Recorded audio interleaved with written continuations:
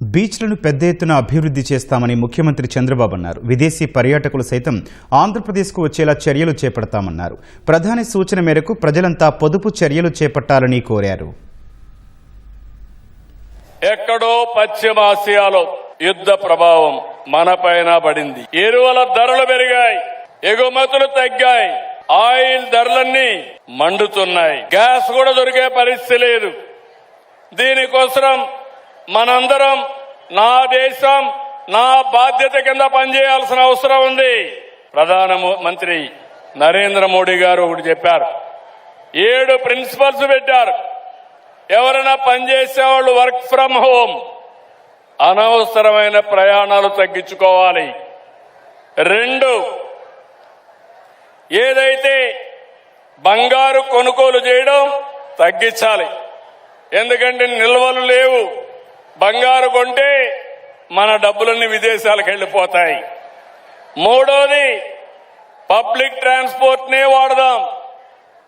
మనిషికి ఒక కారు వేసుకొని పోతే లేనిపోని పెట్రోల్ అంతా అయిపోయి బాధ వస్తుంది. కాబట్టి పబ్లిక్ ట్రాన్స్పోర్ట్ అంటే రైలు కానీ ట్రైన్ కానీ ఇవే వాడదాం. వంట నూనెలు తగ్గించుకోవాలి. పామాయిల్ ఎక్కువ వాడితే ఆరోగ్యానికి ప్రమాదం, తగు మోతాదులో వాడాలి. మీ అందరికీ ఒక సమస్య కూడా ఉంది. ఇక్కడ సముద్రం పక్కన ఉంటారు, ఈ ఉప్పంతా కూడా మీకు తెలియకుండా మీ శరీరంలోకి పోతా ఉంటుంది. దానివల్ల బ్రెయిన్ స్ట్రోక్ కూడా వస్తా ఉంది. తొందరలోనే సంజీవని ప్రాజెక్టు తీసుకొచ్చి మీ ఆరోగ్య సమస్యలు కాపాడే బాధ్యత ఈ ప్రభుత్వం తీసుకుంటాం. ఇంకో పక్కన ప్రకృతి సేద్యానికి పోదాం.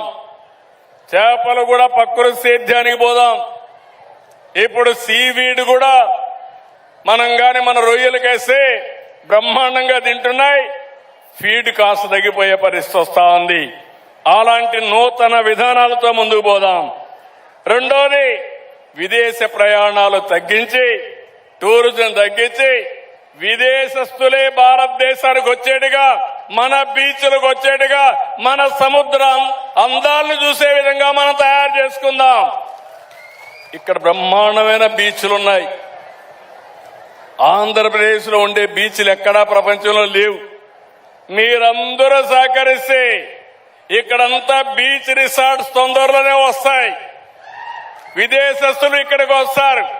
మీరు వాళ్ళని ఎక్కించుకొని సముద్రంలో ఒకసారి తిప్పి డబ్బులు సంపాదించే రోజులు దగ్గరలో ఉన్నాయని మరొక్కసారి హామీ ఇస్తున్నా.